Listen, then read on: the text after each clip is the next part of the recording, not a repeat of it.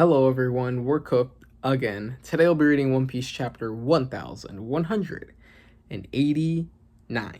So, last chapter was pretty monumental, specifically in regards to the ending, but honestly the whole chapter because this was Luffy versus Emu. We kind of got Luffy versus Emu before Dragunko earlier in the arc, but this was Emu in the flesh, and this was their first fight, and we seemingly saw the end of that fight last chapter. It was crazy, right? The whole chapter was focused on it. Basically, we didn't really get switches in perspective much, aside from like the Straw Hats who were watching the fight as well. So it's not like we went, in a completely different location during the chapter. But yeah, so Luffy could not get a single hit in. After that first sucker punch, he could not get a single hit on Emu again. And Emu was just either faster or his abilities are just very oppressive and crazy, right? And Luffy, even if he goes, does the craziest, goofiest stuff, like with the genie, which I believe that was the purpose of the genie, to really accentuate Luffy's goofiness and the limitless possibilities with Gear 5. Doing that in front of Emu is not gonna work, right? Emu can counter that, and Emu didn't even care, right? Emu didn't even flinch at Luffy's goofiness. I think Emu might be the first person who's gone up against Gear 5 who is not gotten like rage baited or like been confused even. Like Emu was like chill, right? Not even confused, like no, and that makes sense because Emu has faced this power before. Joy Boy. Emu knows Joy Boy. Joy Boy had Luffy's fruit. So that I think was a really cool detail, and it fits so well for a villain to be acting like this and to eventually serve as the first villain to really take down Luffy in Gear 5, the first villain to do so. So that was really cool. Sucks for Luffy, but I think last chapter was very well done in terms of the fight, the way it was presented, and the ending. It makes sense, right? I mean, Oda does this with all villains, right? Crocodile, Kaido. Luffy kind of goes up against him first and doesn't win, right? Because that's stories. It's hard for a story to work if Luffy just beats them the first time. So really establishes that threat, and then later on we beat them. So this is not very. It's following a pattern, right? So. But it's cool, right? I like that last panel is very gruesome. All that blood. So yeah, I think that's pretty much it about the chapter. Not much to recap there, but I guess Shuri is being freed from the ice. It's slowly melting now. Which kind of leads into what I'm gonna predict for this chapter. But yeah. So that was the chapter in terms of predictions. Well, in terms of spoilers, I don't know anything. Well, okay, I do know one thing, but it's dumb, right? It's so dumb that the one thing I know is something I got spoiled on Monday, which if you know, that's like the earliest possible day. Like the briefs were not out, the summaries were not nothing. It was basically a read on like thing, but it was not. I didn't actually see whatever read on posted. What actually happened was. So this is completely my fault, by the way, right? Other times I've gotten spoiled, it's like, yes, it's technically my fault, but like, you kind of feel bad for me. It's like, I'm fortunate. It's like, okay, right? It's your fault technically, but it was more of an unfortunate situation, right? But in this case, this was completely my fault, right? I made a conscious decision to do this, but on Monday, we found out there was a break, right? And Pew Piece tweeted out that there was a break for this after this chapter. And I wanted to look at the replies just to see, because I want to see people, because I knew we just came back from like a break, for this chapter, and I wanted to see people like, I want to see what people say. I was assuming people were going to be like, what, another break? So I just wanted to see that sort of reaction, that reaction I was expecting in like the first two replies or whatever. But in the back of my head, I knew, looking at the replies, there was a chance that someone was going to reference a potential spoiler that Read On or another leaker has already put out, because it was Monday, and I'm like, okay, at this point, I don't think the briefs are not out, but Read On probably posted something, so the spoilers have technically started, so I could risk the first two replies or whatever talking about referencing that, even though the tweet's about a break, so I hope they wouldn't reference that, but so I'm like, but whatever, right? They're gonna talk about the fact that there's another break. They're not gonna talk about the spoilers. No, There's no way. But lo and behold, the first reply referenced what Rion posted, and immediately I got on. I'm like, shit. And that's the only thing I know about this chapter. I mean, it's hard to say what I saw is what I know about the chapter when it's so vague. Like, but yes, technically I saw that. But that's it. I don't know anything else in terms of what I saw or what I read. I guess. Again, I didn't see Rion's tweet. I saw someone else talking about it. They were like, because the tweet was about a break. So in response to that, someone's like, "Oh, Oda must be doing something crazy, maybe." And Redon, I forget the specific wording, but they basically said that Redon posted a gif of the Enel face, which I'm assuming is at first I thought that was just referring to like a random Enel gif or whatever, like of his face, like a serious face he does, but no, like it's the Enel. I'm pretty sure it's referring to the eyes popping out, right? That face. I don't know why I didn't realize that the first time, but and again, I didn't check read on, so I'm only going off of what that reply said. But yeah, so I guess read on posted Enel's like eyes popping out face. I'm guessing as a spoiler, right? And in terms of what that means, that can mean a lot of things, right? Number one, something surprising happens in this chapter, like crazy, like blah. But he used Enel specifically, so I don't. I mean, part of me is like, is Enel gonna show up? But I don't think so. I mean, he could. Obviously, anything's possible, but I don't think so. Mostly because I feel like this chapter would have been like more hyped. I mean, I did my best to stay away from spoilers after that, right? I knew I didn't see anything else, but even then, I feel like my friend would have like hyped up something about it. Like, I don't know. I feel like no, I don't think Anel's gonna show up in this chapter. The vibe, I do not feel the vibe uh, of him showing up. I feel like I would have gotten some indication that something crazy was gonna happen to this chapter. But other than that, I didn't hear anything else about this chapter. So, again, that could just be me being good at avoiding spoilers after that. But so yeah, there's that possibility, but I don't think so. And even if it is, okay, let's say Enel doesn't show up, he's not going to show up in the action. He's going to show up like at the end of the chapter in a cutaway and teasing him, right? He's not going to show up in the middle of the action. Oda's going to tease him at the end in a completely separate location, and he's going to jump in like the chapter after, 2 chapters after. But again, I don't think that's going to happen, and I hope it doesn't happen because I would hate to have that spoiled to me. But again, I don't think it's going to happen, but yeah, so I guess something surprising happens in the chapter. I don't know, something goofy. I don't know. Yeah, so that's what I know in terms of predictions, right? Putting that aside, I do think Luffy. Luffy lost, right? I know there were some people being like, "Oh, what if it's a clone or future sight?" No, it doesn't make any sense. Like Otis following the pattern, Luffy has to lose to the villain. He's gonna lose, right? Like Emu said, Joy Boy wouldn't be this weak, right? That statement would mean nothing if Luffy, survived. So no, Luffy. I mean, we'll get that confirmed this chapter, but he's out, right? So that's gonna get confirmed. And I think what Emu's gonna do, I think he's gonna go after Shuri or Gunko, right? And confront those Straw Hats, right? Because I mean, I'm of the opinion that I don't think Emu was trying to kill Gunko earlier in the arc. I think he was just trying to free her from the ice to get her back, right? Because she has the eyes, and those eyes, I don't know if she's awakened them yet, but I mean, I don't think Emu would want to lose her. So I think Emu's gonna get her back. Obviously, Brook and the Straws are not gonna let that happen.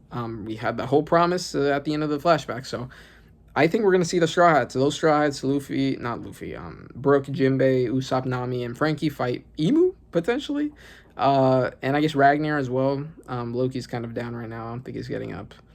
But yeah, I think Luffy's gonna fall down. I think he's gonna fall down to like the he might fall down right to the underworld, all the way down, right? Unless someone catches him. Kid, this is where Kid comes in, guys. He's in the underworld. He's gonna catch Luffy. It's all gonna be great. Luffy won't take damage, fall damage, so it doesn't matter if someone catches him. But yeah, I just think Luffy's gonna fall down. He's gonna be defeated. He might get up chapters later, but he's not. I don't think he's gonna fight Emu again. Essentially, probably. So yeah, that I think Emu's gonna fight the Strides, and maybe we'll start Sanji versus Killian. Well, we already kind of started it, but like go back to it. And yeah, I'll say it's Sanji instead of the Zoro fight. I think maybe we'll get the next chapter, and I'm interested to see the fates of those fights now and what's gonna happen, considering Luffy lost already. So Or are the villains going to completely win? Emu's definitely going out on the timer. I don't think it's going to happen this chapter, but I think Emu will be gone soon. So, yeah. And also, it's been 10 chapters since Emu was introduced, chapter 1179. So, pretty crazy. But, yeah. So, that's it for my predictions. And as always, Enel in a Rouge, please, Oda. So, yeah.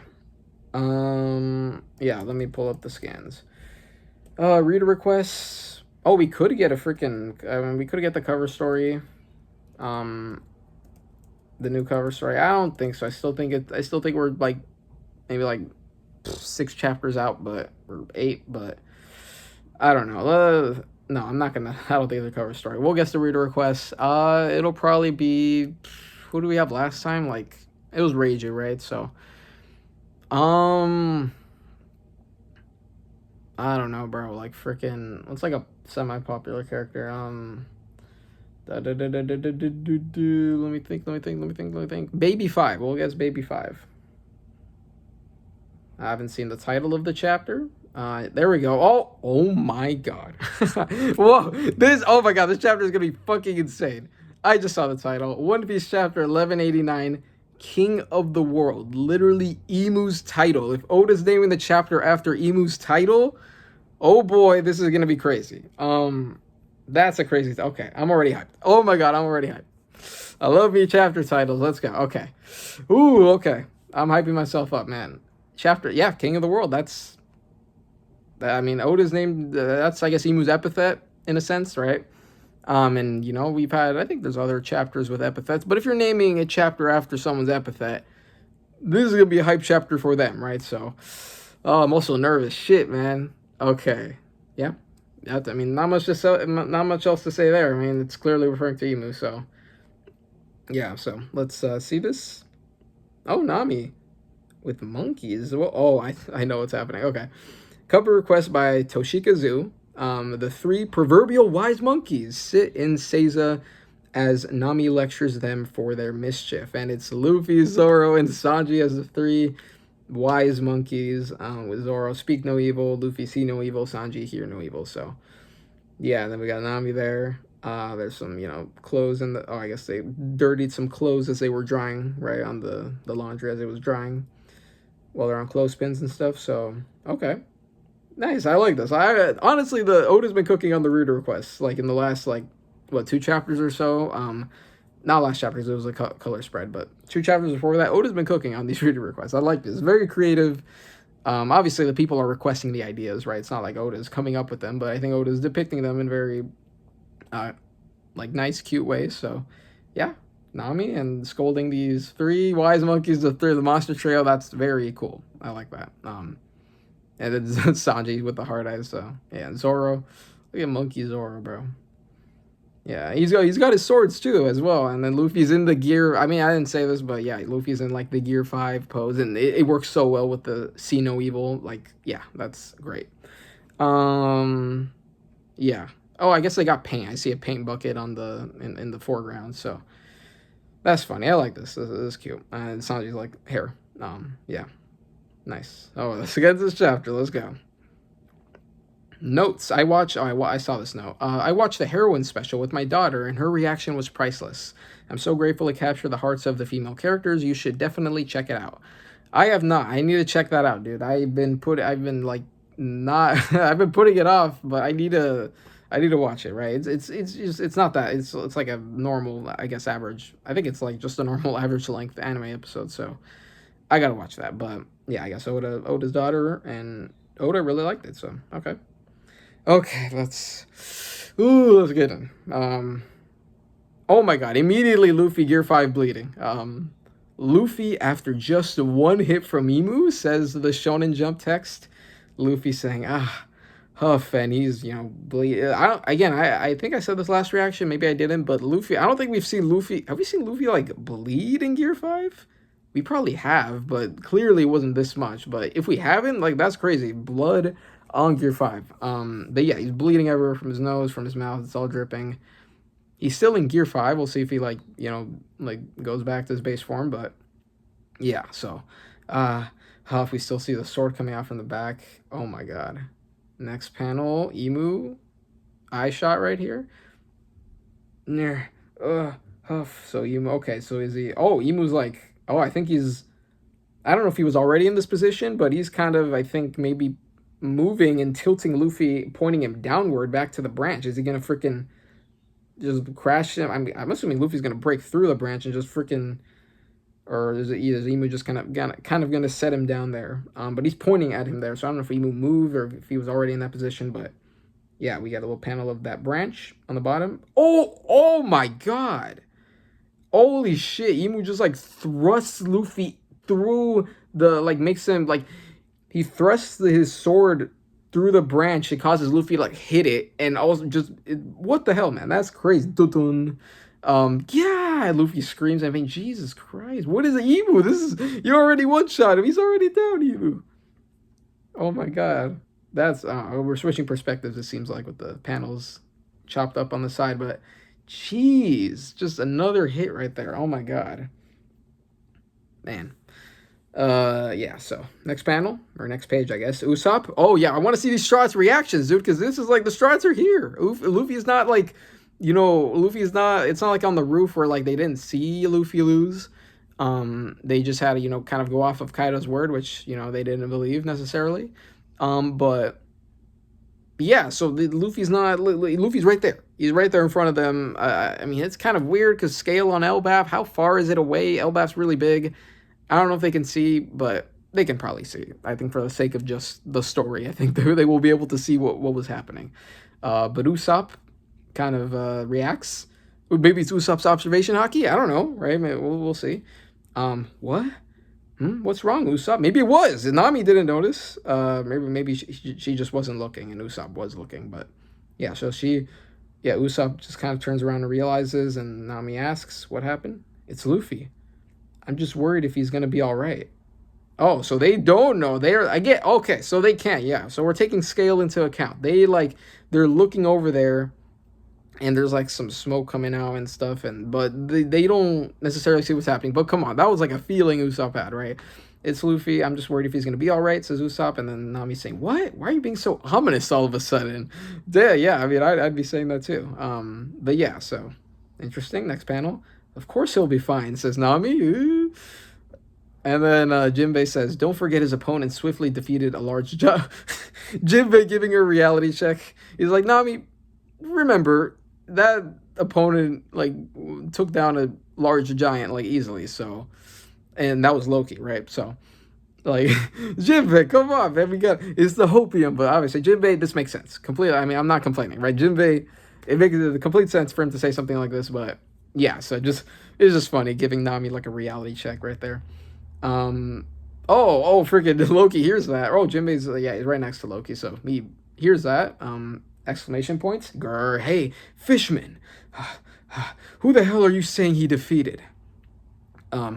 And Jinbei continues, all I can say for sure is that Luffy's hockey suddenly weakened just now. Okay, Jinbei, you could have said that. Okay, wait, hold up, Jinbei. You could have led with that first. And maybe corroborated Usopp's statement. But yeah, that's not looking good. Let's see. I don't know if it's going to be like a similar thing where like Luffy's voice literally went out like in Wano, but okay, double spread. We'll move on. Nice little interactions there with the strides. Okay, so Frankie was with Brook. Yeah, okay, yeah, he was kind of with him last chapter, but Frankie's right here saying, there, she's completely thawed out. Princess Shuri, says Brook. We shouldn't warm her up too quickly, says Frankie. Don't worry, I don't have any body heat. Says Brook. And he's holding Shuri. Shuri seems to be still unconscious right now. Also, I think I mentioned this last reaction, maybe I didn't, but I do think Shuri is going, I mean, there's a reason Oda put the flashback, like, before the climax, but, like, not at the end.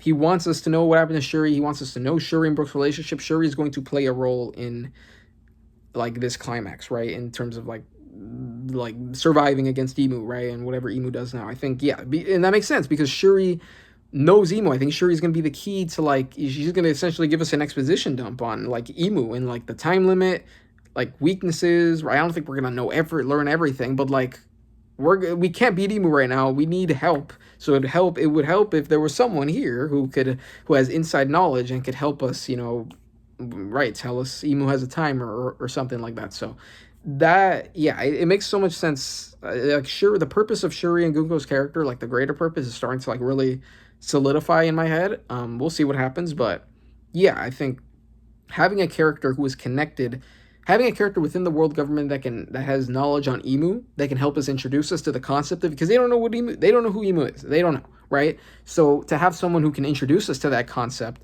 without having it be an enemy and having it be an ally, right, connecting that to a straw hat, it just like it works that way. It just works, and I think that's Oda's intention when he was making Shuri and Gunko's character. So that's a little spiel on like what I think is going to happen and what her purpose is going to serve right in the story. But yeah, so she's still unconscious right here. Brooke continuing, what happened back then? Tell me about that time.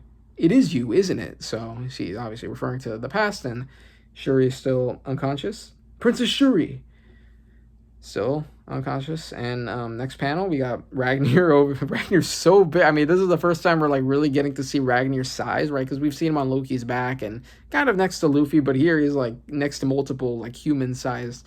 Well, I say human size, but we got people like Brooke, but like no, like they're relatively speaking in the One Piece world, right? Just way smaller. You see Ragnar's kind of like really big. Squeak, squeak. Stay back, don't get in the way, says Brooke. And squeak, squeak, get, get. Oh my God, is Ragnar like?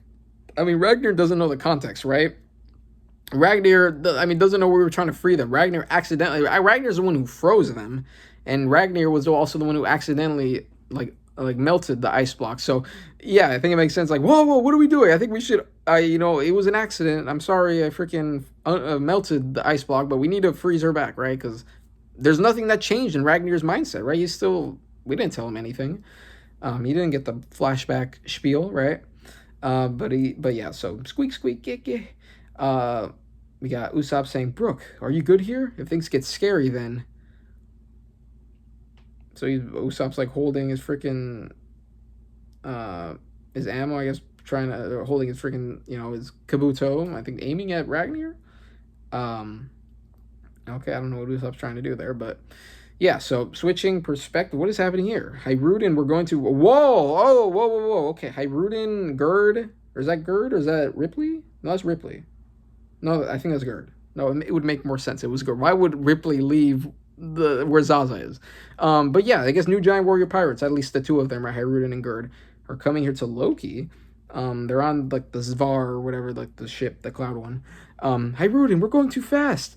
Wait, who is that? Oh, it's Chopper too. Okay. Well, maybe more Chopper stuff. I don't know. Right? We'll see. Maybe more exposition on what's gonna happen with his ability to tame demons, so to speak. But yeah, I think that's Chopper. Yeah. So they were going real fast. Very similar to like when they first initially, try to go to Loki and stop Luffy from freeing him. Right? They were on this Var going really fast, except they're not going down to the underworld this time. But yeah, then Loki notices them and kind of reacts there. Holy shit! What the? Oh my God!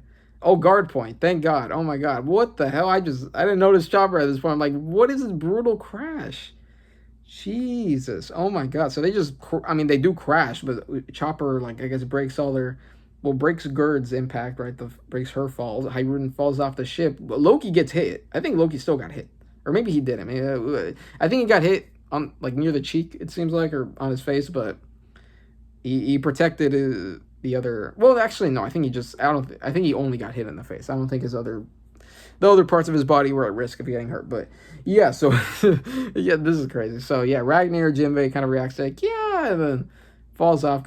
Yeah, guard the point, and then yeah, so uses the guard point, saves Gerd. Hajrudin falls off. The ship breaks in half and hits Loki in the face. So not a smooth landing at all, but hey, if you got to get that, I mean, what are they here for? Just to I don't know why they're here. Yeah, so Usopp, thank you for asking that. What are you guys doing here? Hajrudin, Gerd, Chopper, says Nami, and then Jinbei's also there. They're kind of peering over, right, because they're on the branch, right, but Loki's kind of laying in front of the branch, so they're kind of looking down. Gerd saying, "Thank you, Chopper-kun. You're so cute and reliable." And she hugs guard point. Chopper kind of reacts there. Next panel. praise, I mean, I knew he was going to say this, but praise like that doesn't make me happy or anything, you jerk. And he turns back to his brain point and kind of walks, is walking away, or he's dancing, of course. But yeah, so we got Gerd over here. Immediately notices Loki. I need to hurry, Loki. Let me see those wounds. Yeah. Oh, did she get hurt because of her freaking? Because she still has her injuries, right? I mean, her fingers are still healing after they were reattached. Next panel. There's blood everywhere. This is bad, says Gerd. You guys will make my injuries worse, says Loki. What did you come here for? Oh, that might have been Loki screaming. I don't know. You guys will make my injuries worse. What did you come here for? Huff, huff, says Hajrudin. He's like thinking back to something right now. He's like, he hit his head. He's holding his head right now. Hajrudin, it's a waste for you to make a stand here. Is that what Stanson told him? Like when he was gonna no, I was gonna say when he freaking tried to attack Emu, but that was really quick, and I don't think anyone got a chance to say anything. But I'm guessing this is off screen, and this is why Hajrudin and Gerd showed up. Oh, this is Jarl. Okay, go back up, Loki. Oh yeah, so it's referring to So Hajrudin, I guess, wanted to help the kids, but Jarl's like, no, you can't. It's a waste for you to make a stand here. Go to where Loki is. Jarl saying that, go back up, Loki. But the kids, says Hajrudin, even if we rescue the children, it'd be just a temporary reprieve. Their goal is to totally subjugate Elbaf by force. Do you really think this is a position they just decided on at the Reverie?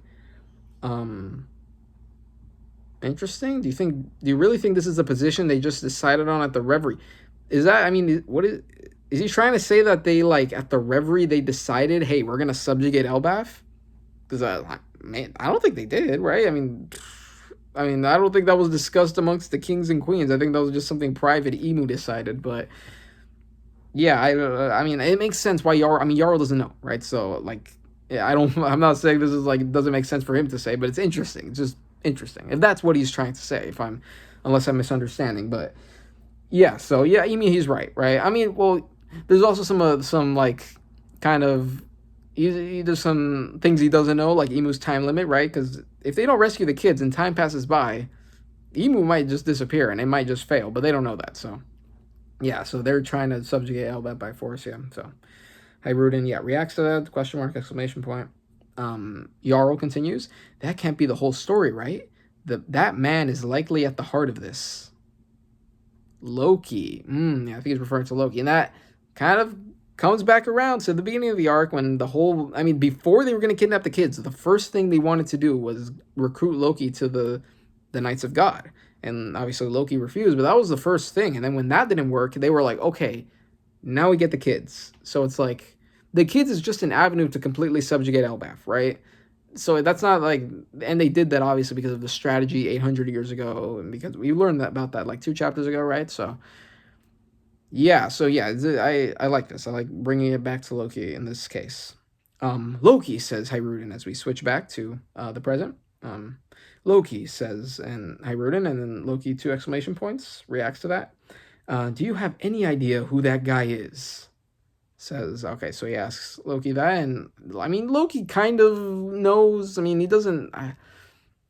He knows Emu was responsible for what happened to Harold, and and all that. But I don't think he knows like the identity. And this kind of, I'm thinking about the title of the chapter. I don't know. Is Loki going to be the one to say it? He's going to correctly surmise that he's the king of the world, maybe. So Hajrudin asks him that, and then so Loki's like, yeah. Sort of, says, which is, I think, makes sense as a response, considering his knowledge, but okay, so he says that, switching perspectives back to Luffy and Emu, I think, right? We see, like, kind of what Usopp was seeing in the landscape, which is kind of hard to tell what's happening over there. Oh, Emu saying, it seems thou art unable to move.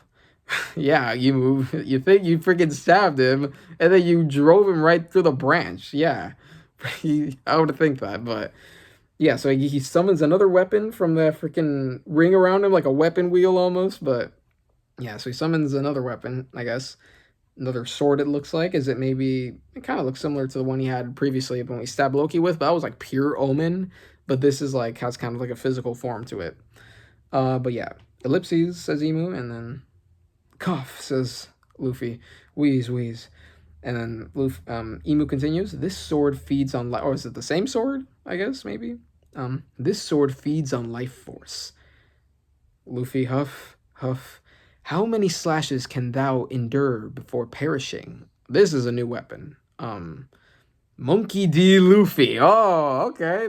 I think this is the first time Luffy, or maybe it's not, but no, I think it is. I think this is the first time Luffy's Emu rather is mentioning Luffy's name, because I think we got that like flashback in the chapter before Emu showed up on Elbaf, like of like Emu's perspective of like Marineford and stuff. But I don't think Emu actually said it, because Emu asked, who are those people? And then I'm guessing someone else responded, maybe another Gorosei, it was like Gorosei member, where they were like Monkey D. Luffy, Marshall D. Teach. That was not Emu saying those words. So unless I'm forgetting, maybe Emu just said it already on Elbaf, but Monkey D. Luffy, says Emu, such a detestable name to Moo. Why is that? Is it because of the D? Is it because of the monkey? I don't know. And yet thou hast two elder siblings who go by different names. Yes. Well, I had one of them, but yeah, Porcus and Sabi. We don't know Sabo's. Are we gonna learn Sabo's last name here? Oh my god. Yeah, because we don't know Sabo's last name. But yeah, so Emu pulling out the sword. I don't know what this one's called, but yeah, Luffy's. Look at. I mean, I kind of saw this panel briefly, but look at Luffy's face. He's like eyes. He's cooked. He is cooked. But yeah, so he was bringing up Ace and Sabo for some reason. A brother slain by the Navy. And as Emu points the sword at a tree and it, like disintegrates. It's different, actually. I mean, actually, well, the tree's already like, shriveled and stuff. So I guess doing it again is just gonna like break it apart. But a brother slain by the Navy, huff, huff, and the other is a prominent member of the Revolutionary Army. And Emu, is it gonna freaking stab Luffy again? What the fuck, Emu? What? Chill. Oh my god. Fragarachi.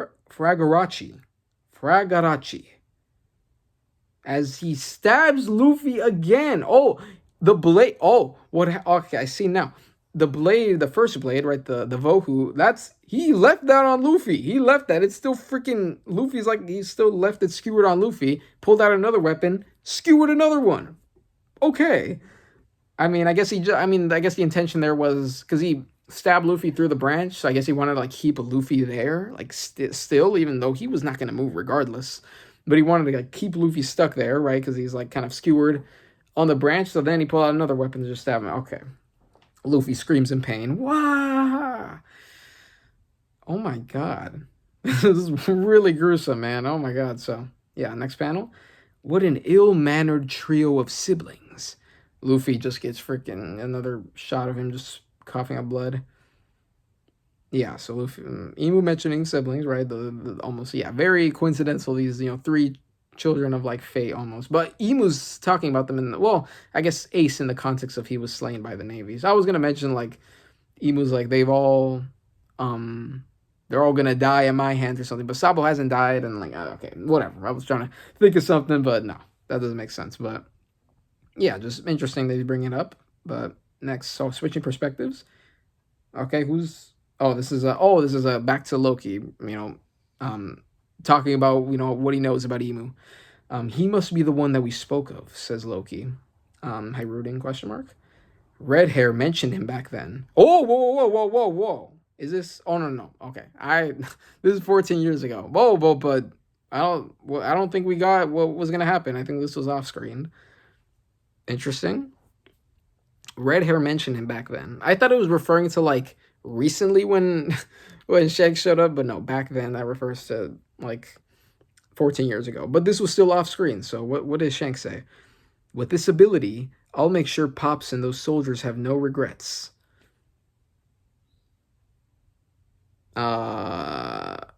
Loki's talking, but what ability? Oh, I guess Ragnar, right? Yeah, because he said he's gonna go out to sea, right, and try to, he's not gonna stay as king of Elbaf. He's gonna freaking leave, right, to try to get revenge, essentially. And so you see, Gaban right here. Let's see what Shanks says. Shanks, hold on, Loki. I know you're angry, but you can't do that now. We're gonna get like, I don't know. I don't think Oda's gonna show like what happened 6 years ago, but I'm assuming Shanks stopped him, right? I mean, he told him to stop now. I don't know. I guess Loki got impatient or whatever, but yeah, hold on, Loki. I know you're angry, but you can't do that now. What are you talking about, red hair? Are you really going to stand in my way when I want payback for my dad? I considered Harold a friend. I'd like nothing better than to avenge him too, says Shanks.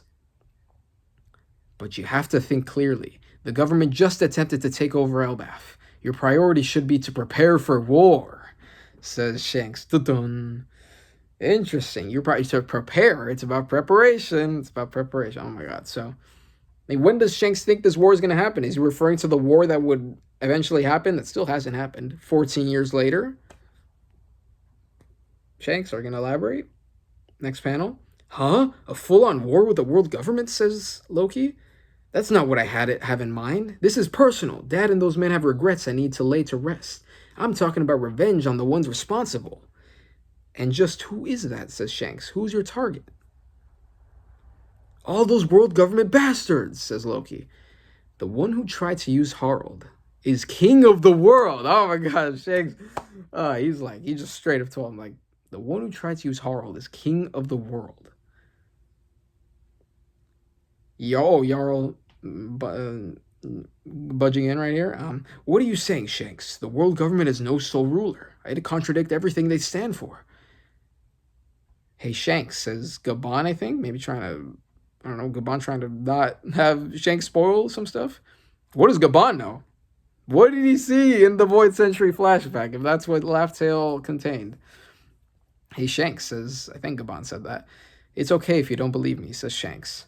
Haha, if there's a secret king, I can just take his head and be done with it. Even if you make it to the Holy Land, the king's power is immeasurable, and that's if you can make it there.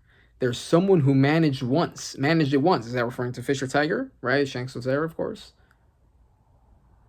Oh, rocks. Wait, what? How does he know that? What? I mean, wait, how does it? Wait, what do you know that? Whoa, I mean, like maybe did Emu talk about that? Did the Oro say? I mean, it makes sense why he would know about that, but I imagine that as being like a private thing. But he wasn't referring to Fisher Tiger. He was referring to freaking Rox D. Jebek. Why did I say like that? I mean, that's how you pronounce it in Japanese technically, Jebek, but I'll continue saying Zebek. But yeah, we get a little panel of him, and I'm guessing Loki reacts. I'm guessing Shanks told him the name, right? Just not to us as the readers. But Shanks continues, we don't need to rush into this fight just yet. Yeah, all this is what I really like this. This is really going along with what everyone, not just me, but everyone's been saying about Shanks, right? It's about preparation. It's about waiting for the right time. It's about that war in the future. Shanks, I think he knows about that. In the final war. But yeah, so yeah, Rox is a great example. I think, yeah, Rox is a better example than freaking Fisher Tiger, because Rox actually got into the flower room and confronted Emu, whereas Fisher Tiger didn't even confront Emu at all. So yeah, that makes sense it's a great example for what Shanks is trying to communicate here. But yeah, we don't need to rush into the fight just yet. Next panel. Shut it already. You don't get to boss me around. I don't care where that prick is hiding. I'll destroy everything in my way. Shanks ellipses as Loki walks away with his, the little soldiers that he has, that he took along with him. So that's interesting. Okay, so that adds more context to what I guess Shanks' intention and why Shanks stopped Loki. But my only question is, like, it took 8 years. What was Loki doing for like 8 years before Shanks stopped him? Like, because here he's like, I'm gonna take down the world government, and then Shanks is like, no, don't do that yet. And he's like, well, I don't care. You don't get to boss me around. I'm gonna do whatever I want. And then 8 years passed by, and presumably he tried to take down the world government, and then Shanks stopped him. But what was he doing for 8 years? We know he got a bounty in that time. Like, what? I'm interested in saying. We know the Lola stuff must have happened during those 8 years. Maybe that stalled Loki. Maybe Loki took a break. He's like, I'm with Lola. Maybe I don't want to take down the world government. And then Lola, the whole stuff with Big Mom happened, and he's like, okay, back to world government. I don't know. Maybe that could be an idea. But yeah, so Jarl... don't do anything stupid, Loki, says Jarl. This is still in the past. As Loki walks away from the castle, we get a shot of the castle. Switching back to the present. Those few years... Oh, exposition. Okay. Those few years I left the country, says Loki. I wasn't even able to make it to him. Okay, then I think, yeah, that makes sense. If the king of the world really has come out to play, this is the perfect chance. Next panel. You're so simple-minded, says Hajrudin. Say what? Says Loki. But I have no objections in this case. I'm going to take him down. Whoa! Okay, let me read what he says. I'm going to take him down. Our father's enemy. Really cool panel of Hajrudin right here. He's got the bandage over his eye because he got injuries and stuff. But I mean, I respect Hajrudin. Respect him immensely for this. But I mean, clearly he's not gonna be able to do this. But or maybe I should have faith. Maybe I'm freaking. I mean, Emu has a time limit. Maybe they are gonna be able to technically drive him out, even if he's not gonna be defeated. So yeah, maybe I'm underestimating here a little bit, but yeah. So yeah, I think he's like, Loki, you're so simple-minded, right? Emu's here. This is our chance, and he's like, whatever, right? You're simple-minded, but I agree with you, right? You're my brother, so yeah. Next panel, our father's enemy, right? That's kind of what he's referring to there, but we got Jinbei over here. This is an unreal conversation. Oh, Jinbei heard. Okay. Okay. Thankfully, Jinbei, I don't know if the other Straws were paying attention, but Jinbei heard that. We have, okay, at least, I mean, we have Shuri here. Shuri can give us some details, but Jinbei now knows that there is a king of the world. Oh no, I guess Nami and, okay, I see I should read. I should read, but yeah, I guess Nami mentions it too. Okay, so this is an unreal conversation, says Jinbei. Nami saying, if the world has a king, then what role did the five elders serve? I just told you not to get in the way, says Brooke, talking to Ragnar, and Ragnar's trying to freeze, like he has his hands up. Like, yeah, because Ragnar doesn't know. Ragnar froze them, melted them accidentally, and Ragnar's like, okay, let me freeze them back. What do you mean you don't want me to freeze them back? And Ragnar's like, cheap, cheap, cheap. Oh, Chopper's here. Oh my God. Chopper's talking. Yes, Chopper. Yes. Okay. Chopper's saying he says he froze her because she's dangerous. Yeah. Huh? You're the one who froze her, says Brooke. Yeah, I guess he didn't know that either. Next panel. Well, she may indeed be dangerous, but I assure you it's not her fault. She was being controlled. This girl is like a daughter to me, says Brooke. And Ragnar's like, sheep?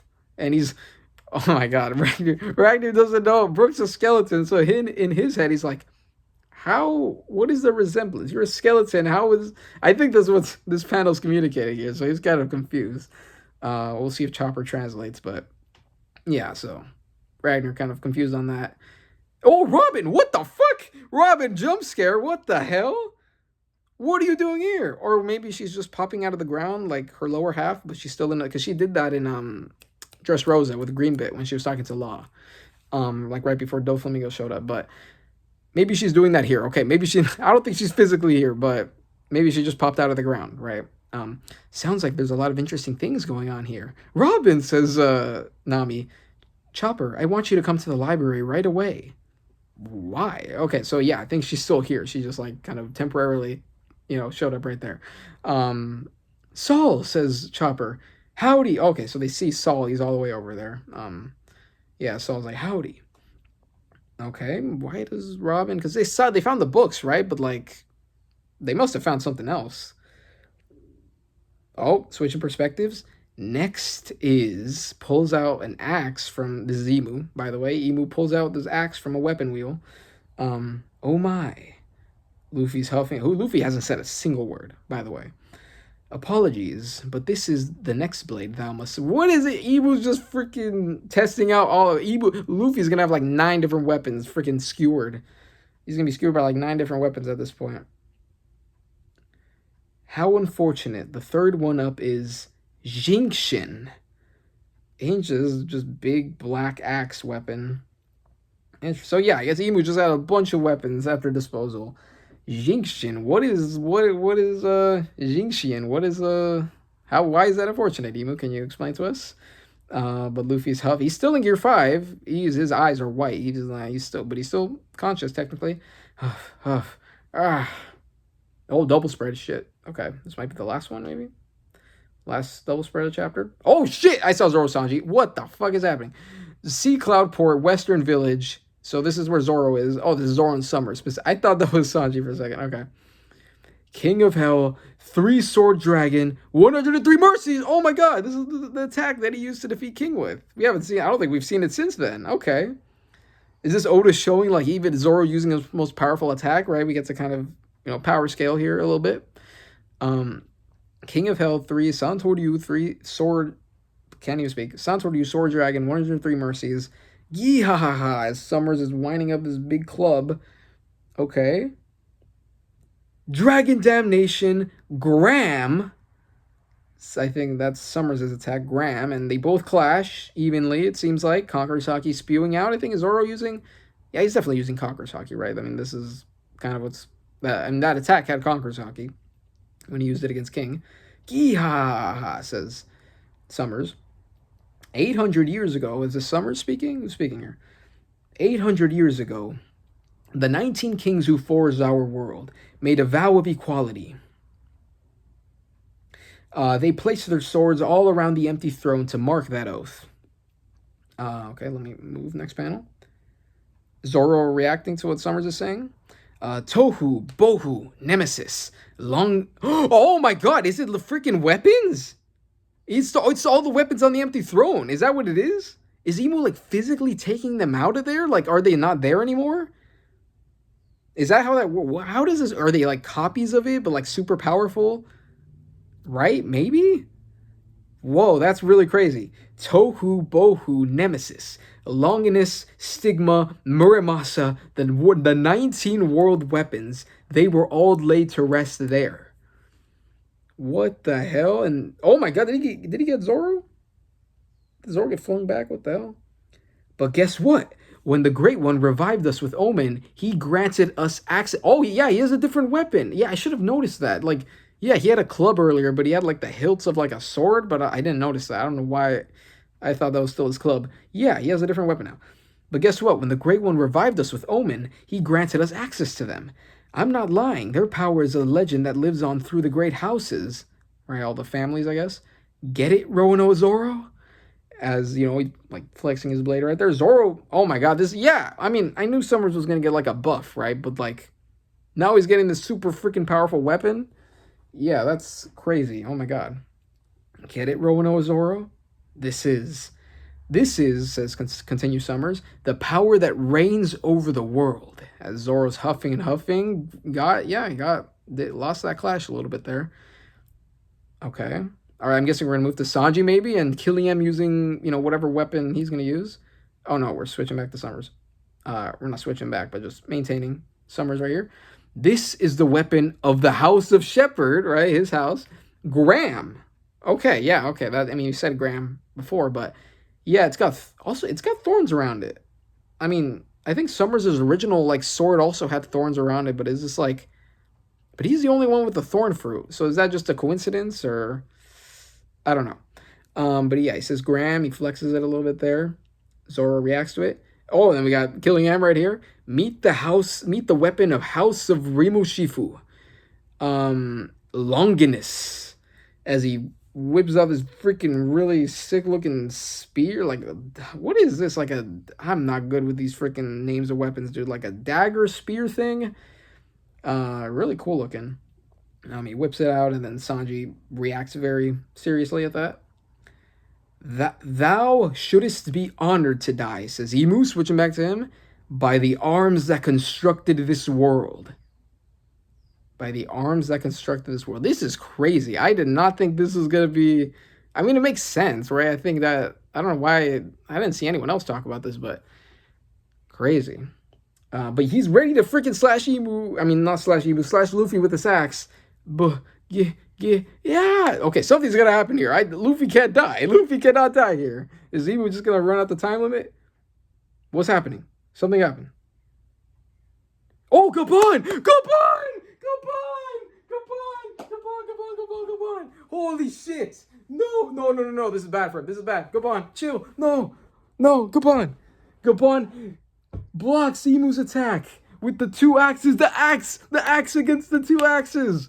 Oh my god. Blocks the attack. Conqueror's Haki spewing out. My heart's beating right now. Imu reacts. Gaban smiling. The left wing of the Pirate King has arrived, says the Shonen Jump text. One Piece chapter 1188. End break next week. Oh my god. Gaban. Holy shit. Oh no, this is bad. This is death flags right here, baby. Oh no, it's not good. But Yeah, I mean, yeah, Luffy had to be saved at the end there. Emu kept slashing them, about to do, a final axe attack. Yeah, Luffy had to get saved there. I just didn't know who it was gonna be, but Gaban is here. He the last time we saw him, he was over there with like Kashi, I think. He was like healing from his injuries. He's here. You gotta really, we know he can run real fast, but saving Luffy right here. This is very I mean, if you want to look parallel it to Rayleigh, very similar to when Rayleigh jumped in and kind of deflected Kizaru's attack against Zoro, but in this case it's Luffy. But Emu faces him down. Gaban smiling. This is not good. Also, I see there's some notes right here, chapter notes. Oh, what the hell? TCB usually doesn't do like these chapter notes, but I guess there was enough references that warranted this. The three monkeys on the cover are Mizuru, Kika, Zaru, and Iwa. Yeah, Iwa's. I mean, yeah, the three wise monkeys. Okay, I knew that. Longinus is that's the name of one of the weapons. The spear said to have impaled Jesus Christ during his crucifixion. Ooh, that's interesting. Kanji equals spear of holy life. Graham, the sword used by Sigurd, used to kill the dragon Fafnir. Yeah, who used it was Emu, right? Emu used Graham. Does that look? Wait, the summer sword look like that? Does it? Not really. Wasn't it? Maybe it was another attack, but we've heard that before. I think Emu used it. Kanji equals sword of rage. Jingxian, a headless axe-wielding Chinese god who persists on fighting at the supreme divinity even after his own decapitation. Kanji, divine executioner's axe. Is Emu about to behead Gaban? Yeah, maybe I'm looking too much into the reference, but others. So yeah, Fragorach, a magical sword of Irish mythology. Kanji equals sea god sword. Tohu Wabohu, the formless void which God formed the universe from in the Hebrew Bible. Kanji equals sword of disorder, sword of void. Nemesis, Kanji, sword of heavenly punishment. Stigma, Kanji, sword of hatred. And Muramasa, the legendary, I've heard, Muramasa, the legendary Japanese swordsmith. So it seems like Nemesis and Stigma are the only ones that are not referencing something specific, right? They're, words in and of themselves. So, yeah. Really cool. I really like this stuff. I really like the 19 blades. That's really cool.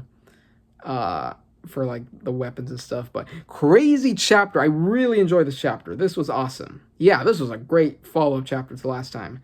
Fortunately, we're going on a break, but actually that works out great for me because next in turn, well, I'll talk about this at the end, but reviewing it really quick. Yeah. Luffy getting demolished, Straw Hats not knowing what happened exactly because again they're so far away.